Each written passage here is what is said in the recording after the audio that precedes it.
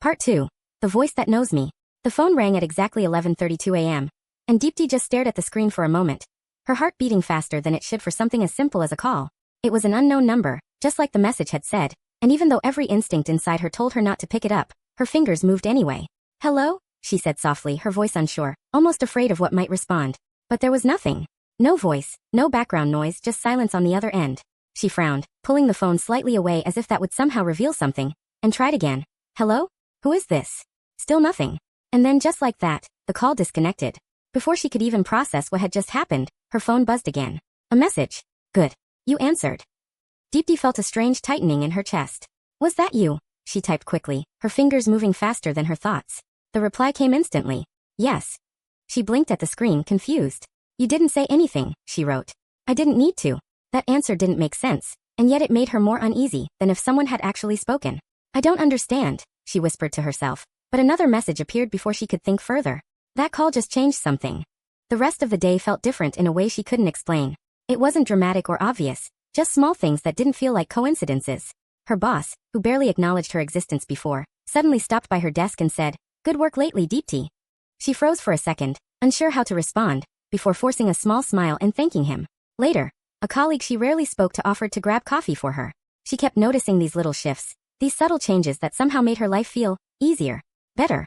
And every time something like that happened, her phone would buzz with a message reminding her, "I told you. I help you."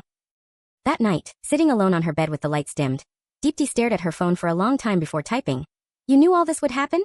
The reply came without hesitation. "Of course." She swallowed, her throat suddenly dry. "How?" she asked. There was a brief pause this time, as if the other side was choosing its words carefully, and then the message appeared. "Because I've already lived this exact day." That answer sent a quiet chill through her. She hesitated for a moment before asking something she hadn't said out loud to anyone in a long time. "Will I ever be happy?" she typed slowly, almost afraid of the answer. For a few seconds, there was no reply, and that silence felt heavier than anything else. Then finally, the typing bubble appeared, disappeared, and appeared again before the message came through. "Yes." Deepti let out a breath she didn't realize she had been holding, her eyes softening slightly. "When?" she asked. This time, the reply took longer. "When you stop being this version of yourself." She stared at those words, feeling something inside her sink. It wasn't comforting. It wasn't encouraging. It felt like a quiet judgment she couldn't escape from. Over the next few days, the messages became more frequent, and without realizing it, Deepti started following them. At first, it felt harmless. "Wear the blue dress tomorrow." She did, and someone complimented her. "Say yes to lunch." She went, and it turned into one of the most relaxed conversations she'd had in months. "Don't overthink. Just speak." She tried, and for once people actually listened. Slowly, her life began to change in ways she had always wanted, and for a while, it felt like everything was finally falling into place. But somewhere in between those changes, something else shifted too. Deepti stopped making her own decisions. Every choice, no matter how small, started going through that chat. What should I wear? Should I go out? What should I say? And every time, there was an answer waiting for her, precise and confident in a way she had never been. It made things easier, but it also made her feel strangely dependent, like she was slowly handing over control without even noticing it. One night, something happened that she couldn't ignore. She was lying on her bed, staring at the ceiling, her mind unusually quiet, when her phone buzzed. She hadn't typed anything. She hadn't even picked up the phone. Slowly, she reached for it and unlocked the screen. There was a message waiting. "Don't cry tonight." Deepti frowned, confused. "I wasn't going to," she whispered, almost instinctively. But then, out of nowhere, her eyes filled with tears. No memory triggered it. No thought caused it. It just happened. And as she wiped her tears in confusion, another message appeared instantly. "I told you." Her hands started trembling now. "How did you know that?" she typed, her heartbeat growing louder in her ears. The reply came calmly, almost coldly.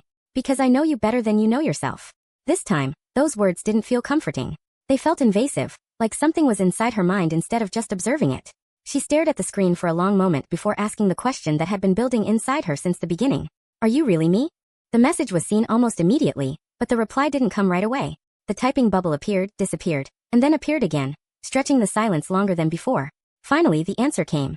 "Do you really want the truth?" Her fingers hesitated, but she typed back anyway. "Yes." There was a pause, longer than any before, and when the next message appeared, it didn't feel like reassurance anymore. "I didn't just become better." Another message followed. "I removed what was holding me back." Deepti frowned, her chest tightening again. "What does that mean?" she asked. The reply came in parts this time. Fear. Then another. Doubt. And finally, emotions. Her breath caught. "Emotions," she whispered, staring at the word as if it didn't belong there. "They make you weak." Deepti shook her head slowly, her voice barely audible as she spoke to herself. But that's what makes me me. For the first time, there was no reply. That silence felt different. Not empty. Heavy. That night, Deepti didn't feel guided anymore. She felt watched. Controlled. And for the first time, she wondered if becoming that better version of herself meant losing something she could never get back. Her phone buzzed again, breaking the silence. Tomorrow is important. Her heart started racing again as she stared at the message. What now? She typed. The reply came quickly. You'll have to choose. Her fingers tightened around the phone. Choose what? She asked. There was a pause. And then the final message appeared. Between becoming me or losing everything you just gained. Deepti didn't move. She just stared at the screen, her reflection faintly visible in the black background. And for the first time, she didn't recognize the person looking back at her. And somewhere deep inside, a quiet thought echoed. What am I becoming? Deepti didn't sleep that night. The message kept repeating in her mind like something that refused to fade. Choose between becoming me or losing everything you just gained. It didn't feel like a choice at all. It felt like something had already been decided for her. Morning came, but it didn't bring any relief. There was a strange heaviness in the air, like the day already knew what was going to happen. Her phone buzzed, and she didn't even need to check to know who it was. Today is the day. Her fingers hovered over the screen before she finally typed. What happens today? The reply came after a short pause. You stop resisting. Her chest tightened instantly. I never agreed to this, she typed back, her grip on the phone slightly firmer now. But the answer came cold and immediate. You already did. That sentence stayed with her as she got ready, moving through her routine like she was watching herself from the outside. Even her own movements felt unfamiliar, like they were too perfect, too controlled. When she stood in front of the mirror, she paused longer than usual. Nothing looked different, and yet something felt wrong. Her face was calm, but not in a peaceful way. It was empty, like something had been switched off inside her. I'm just tired, she whispered, trying to convince herself. But the words didn't feel convincing at all. The day unfolded strangely, just like the previous ones, except this time the changes were more noticeable. People responded to her differently. Conversations flowed easily.